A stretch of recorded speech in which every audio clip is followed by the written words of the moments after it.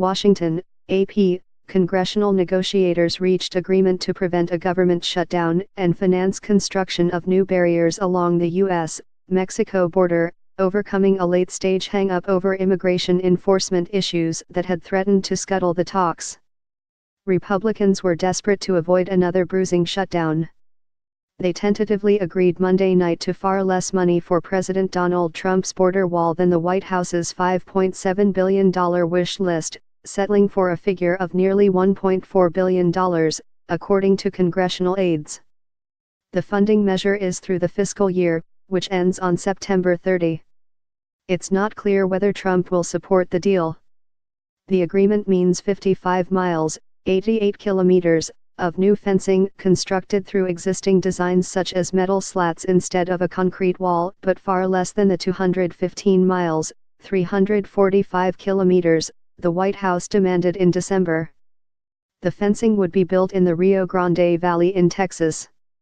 With the government being shut down, the specter of another shutdown this close, what brought us back together, I thought tonight, was we didn't want that to happen again, said Senate Appropriations Committee Chairman Richard Shelby, R.A. Details won't be officially released until Tuesday, but the pact came in time to alleviate any threat of a second partial government shutdown this weekend. Aides revealed the details under condition of anonymity because the agreement is tentative. Our staffs are just working out the details, said House Appropriations Committee Chairwoman Nita Lowey, DNY. The pact also includes increases for new technologies such as advanced screening at border entry points, humanitarian aid sought by Democrats, and additional customs officers.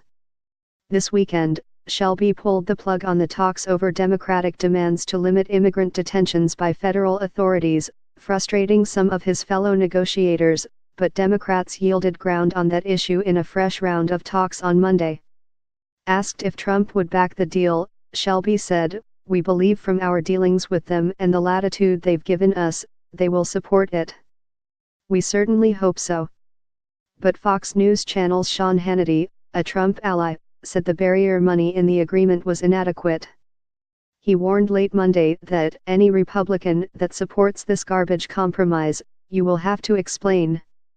Trump traveled to El Paso, Texas, for a campaign-style rally Monday night focused on immigration and border issues. He has been adamant that Congress approve money for a wall along the Mexican border, though he no longer repeats his 2016 mantra that Mexico will pay for it, and he took to the stage as lawmakers back in Washington were announcing their breakthrough. They said that progress is being made with this committee, Trump told his audience, referring to the congressional bargainers. "Just so you know, we're building the wall anyway." Democrats carried more leverage into the talks after besting Trump on the 35-day shutdown, but showed flexibility in hopes on winning Trump's signature.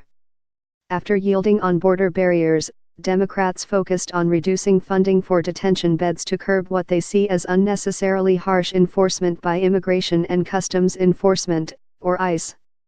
The agreement yielded curbed funding, overall, for ICE detention beds, which Democrats promised would mean the agency would hold fewer detainees than the roughly 49,000 detainees held on February 10, the most recent date for which figures were available. Democrats claimed the number of beds would be ratcheted down to 40,520. But a proposal to cap at 16,500 the number of detainees caught in areas away from the border, a limit Democrats say was aimed at preventing overreach by the agency, ran into its own Republican wall. Democrats dropped the demand in the Monday round of talks, and the mood in the Capitol improved markedly. Trump met Monday afternoon with top advisors in the Oval Office to discuss the negotiations. He softened his rhetoric on the wall but ratcheted it up when alluding to the detention beds issue. "We can call it anything. We'll call it barriers, we'll call it whatever they want," Trump said. But now it turns out not only don't they want to give us money for a wall, they don't want to give us the space to detain murderers, criminals, drug dealers, human smugglers.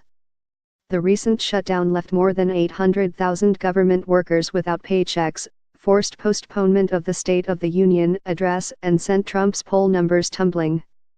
As support in his own party began to splinter, Trump surrendered after the shutdown hit 35 days, agreeing to the current temporary reopening without getting money for the wall. The president's supporters have suggested that Trump could use executive powers to divert money from the federal budget for wall construction, though he could face challenges in Congress or the courts. The negotiations hit a rough patch Sunday amid a dispute over curbing ICE, the federal agency that Republicans see as an emblem of tough immigration policies and Democrats accuse of often going too far. According to ICE figures, 66% of the nearly 159,000 immigrants it reported detaining last year were previously convicted of crimes.